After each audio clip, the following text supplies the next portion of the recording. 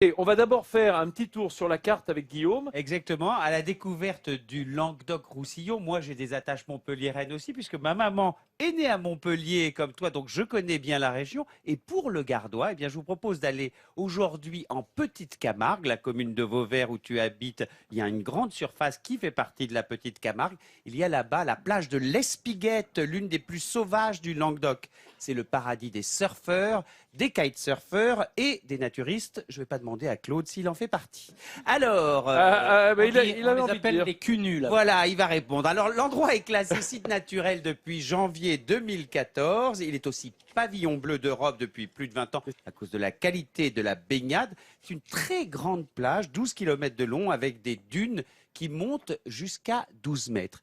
Et puisqu'on parle de dunes, eh bien, je propose directement de vous emmener à quelques kilomètres de là. On quitte le Gard, on va dans l'Hérault pour aller à la Grande Motte, qui porte ce nom parce que les marins, autrefois quand il n'y avait rien que des marais, avaient cette haute dune qui leur servait de point de repère, la Grande Motte. Et dans les années 60-70, est sortie de terre cette station balnéaire qui a Très controversé, un peut-on tollé dire. à l'époque, construite par Balladur, Jean Balladur, Ah oui, le attention. cousin d'Édouard, et avec une audace, c'est vrai, incroyable, avec ces immeubles qui étaient inspirés des pyramides L'audace n'est mayas. pas toujours partagée dans la famille. Hein. Ah oui. Il y en a un Non. qui était On plus va en audacieux que l'autre. reparler. Parce qu'il y en a un, il va sur les propose- chantiers et dit « Je vous demande de vous arrêter ».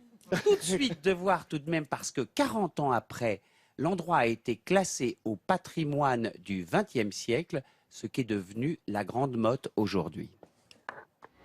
Quadrillage, triangle, rond, courbe, motifs géométriques, la Grande Motte impressionne et surprend par son aspect futuriste, tout droit sorti de l'imagination de l'architecte Jean Balladur. Son emblème, c'est sa célèbre Grande Pyramide, dont Jean-Marc, passionné de la ville, nous parle.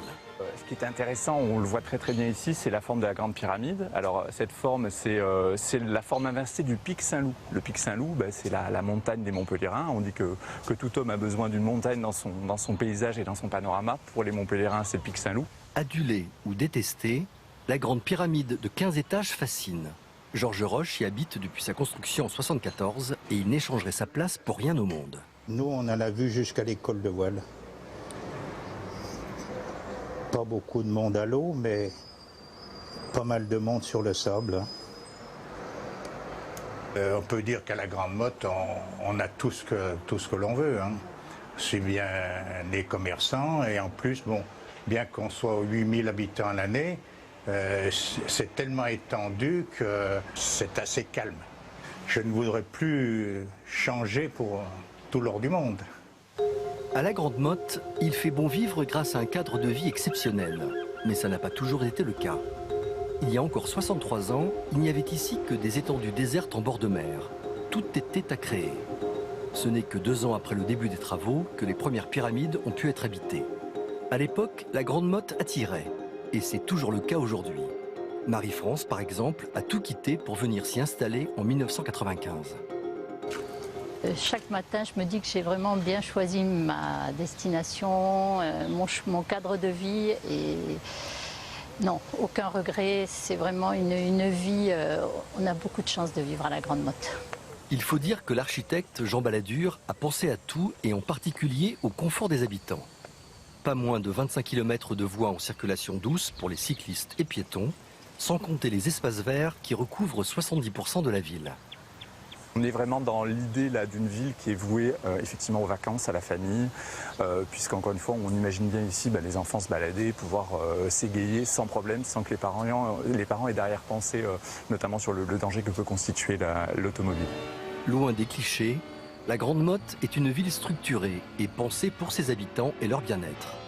Avec ses tours de béton, le projet architectural de Jean Balladur fait de cette ville de bord de mer un musée à ciel ouvert, classé patrimoine national du XXe siècle. Alors, Claude, toi qui viens d'écrire ce livre, Dire du mal, est-ce que la Grande Motte, c'est pas l'exemple parfait que, effectivement, quand il y a une nouveauté, une audace, quelque chose d'un peu avant-gardiste, on en dit toujours du mal et on s'en mord les doigts après, parce que finalement... On a plein d'exemples sur la côte méditerranéenne. Costa Brava espagnole, une bonne partie de la côte méditerranéenne, on a gâché, on a fait Mais ça, n'importe c'est quoi moche. comme les immeubles. Là, il y a une cohérence. Parce que c'est un urbanisme. Vous vous rendez compte, c'est à la fin des années 60 qu'il gamberge sur une ville totalement tournée vers le bien-être, vers la circulation douce, comme est venu dire dans le reportage. C'est-à-dire que moi, je suis très fasciné par la Grande Motte, j'y vais souvent. D'abord, il y a énormément d'espaces verts, c'est très calme, c'est très beau pendant l'hiver, d'ailleurs, c'est pas seulement une ville balnéaire. Et c'est très intéressant parce qu'il a imaginé ici une circulation des gens, une capacité à avoir une vie sociale, un lien social qui est tout à fait original. Et pour une fois qu'un architecte urbaniste a conçu un ensemble, il n'a pas seulement construit un immeuble et puis après il est parti, comme il n'habite pas, il s'en fout. Oui. Là, il y a vraiment une cohérence et je trouve qu'il y a une forme de beauté. Quand on connaît Brasilia, on sait qu'il y a eu une démesure faite par Niemeyer au Brésil. Mais en même temps, il y avait une cohérence. Il y avait l'idée de déplacer la capitale, de faire que les gens viennent là-bas et aient du temps et aient de l'espace. Là, on est à peu près dans la même démarche. L'architecte urbaniste s'est mis à la place des gens en se disant, tiens, dans 50 ans, comment ils vont vivre? Eh bien, cet homme a réussi. Chapeau à lui, parce que les gens qui vivent à la Grande Motte sont heureux d'y vivre. Et moi, franchement, je recommande d'y aller faire un tour, d'enlever les préjugés. Tu as absolument Il faut enlever les raison, préjugés et Claude. la rumeur. Ça a été gagné sur ce qu'on appelait la suire, c'est-à-dire cette espèce de buisson, de marécage. C'était pourri. Il y avait des enfants qui allaient jouer là-dedans, mais c'était paumé.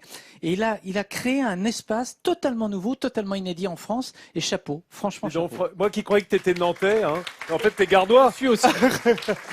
Il est languedocien, ça y est. Et on l'a évoqué dans le reportage, c'est l'une des villes les plus vertes d'Europe. Et c'est important de le dire, on pense toujours au béton, mais 70% de la surface est consacrée à des espaces verts. Non, Moi, puis j'ai découvert la Grande Motte le printemps dernier et j'ai été agréablement surprise. D'accord. C'est vrai, hein. Tu nous racontes tes vacances Non, mais Raconte ma famille, Non, mais elle par peut bien exemple, raconter par ses exemple- vacances. non, mais par exemple, au niveau des l'espace vert, appartements, on l'a vu dans le Nathalie. reportage, ils ont été conçus en quinconce de façon à ce que chacun ait un petit bout de mer. Ben ça, je trouve ça intelligent. Voilà. Donc Bah, c'est très Il faut homogène. le Mais... signaler et Claude l'a fait parfaitement et c'est bien d'apporter ce contrepoint, Nathalie.